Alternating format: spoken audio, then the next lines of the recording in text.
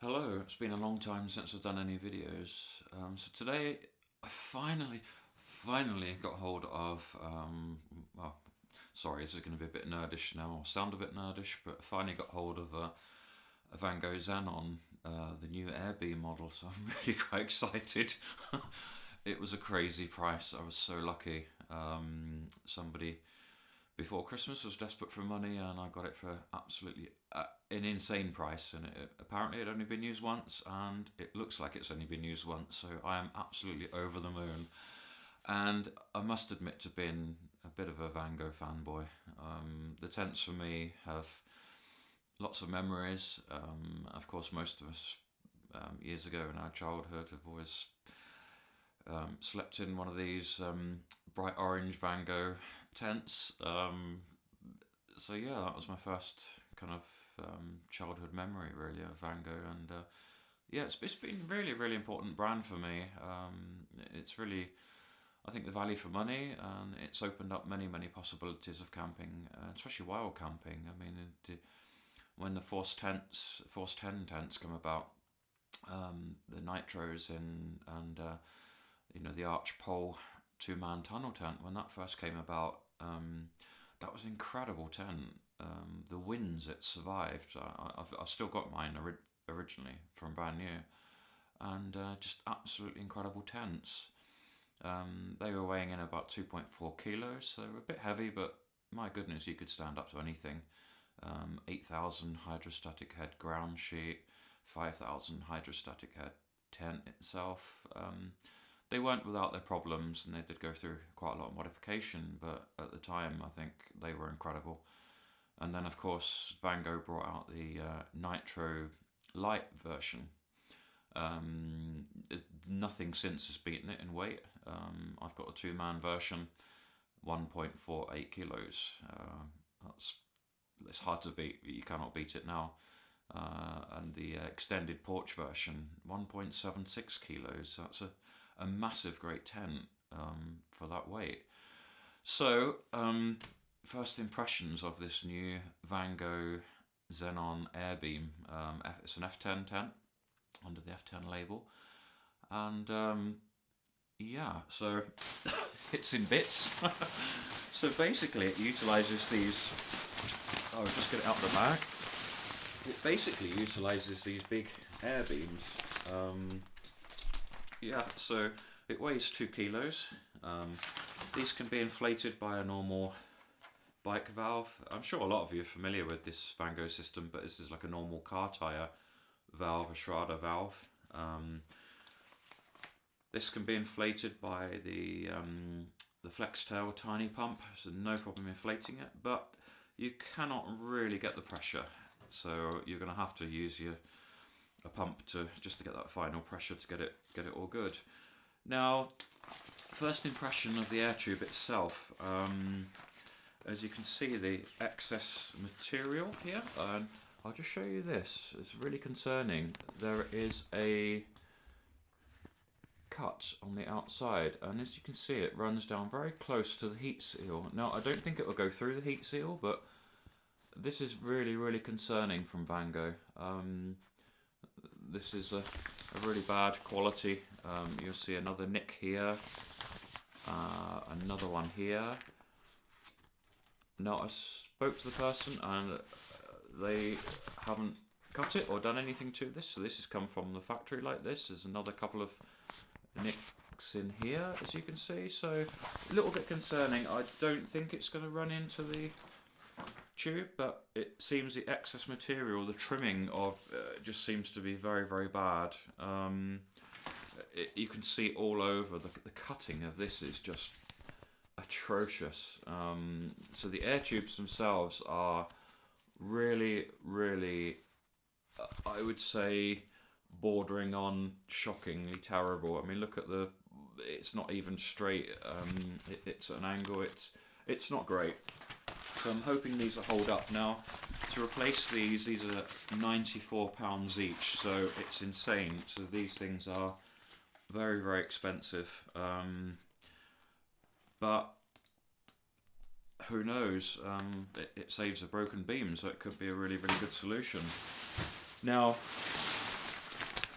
I will get the other one. The other one is just as bad. So we'll put that aside and we'll throw it down here.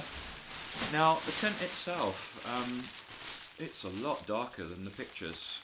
Now the original press release tent, the original one that got photographed, it was a sample model made, so the colours are completely different. It's a lot lighter, but this is very, very dark, and it's got a lovely kind of burnt orange, burnt almost red seam.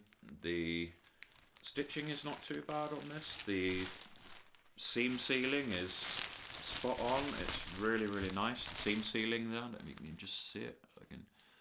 Yep, the seam sealing is really good. The stitching overall doesn't look too bad. These are made in China. The material feels very, very strong. It feels really nice. Vango have gone with grey tie-outs, so rather than the orange. In all, it's really, really good for stealth. And again, you've got this burnt orange detailing on where the air beam goes in. Really nice. Really feel it. It's a nicely made outer, at least anyway, and that's where the air beams go in and secured into the pockets there. So in all, the material feels really, really good. Really happy with the quality of the tent. Now the floor again, this is really nice dark, I guess you'd call it burnt orange bordering red, but it's really, really nice with a grey mesh. Again, the materials feel really nice. The mesh is good.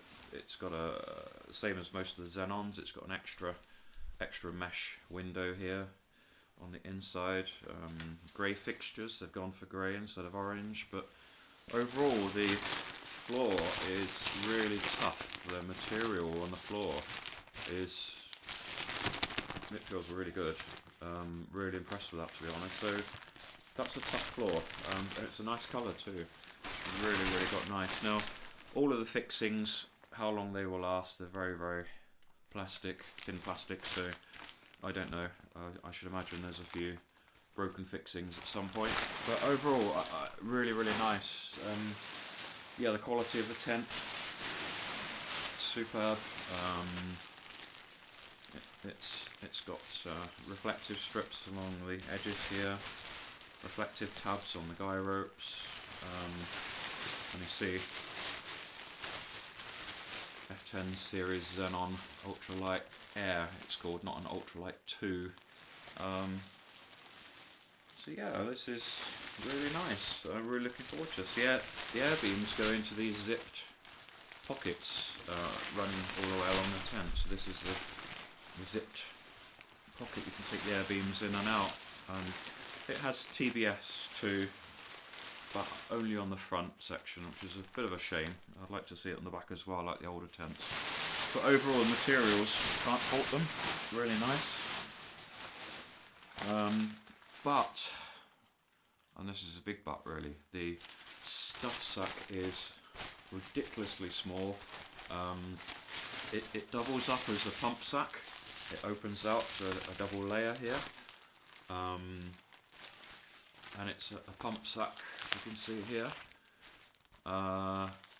It is a terrible, terrible pump sack. It doesn't hold the air. You cannot get much pressure to inflate the air beams at all. It's just a gimmick. It's not very well stitched. It just doesn't hold air. But the most ridiculous thing of all is trying to fit that whole tent in this tiny little bag. It's near on impossible. I've honestly destroyed the tent if you carried on stuffing it in there with the air tubes. You would wreck the tent in no time. It's useless. So basically, throw it away.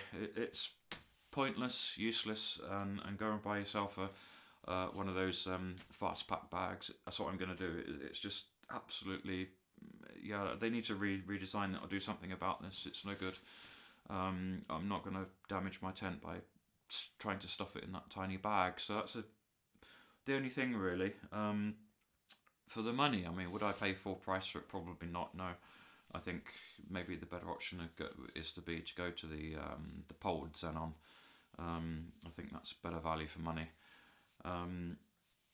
But yeah, we'll have to see. We'll see what these air tubes do. I mean, obviously you can't suffer a broken pole; it'll just pop back again. So I should imagine it'll be exceptional in strong weather. But who knows? Maybe it'll just blow them flat. I don't know.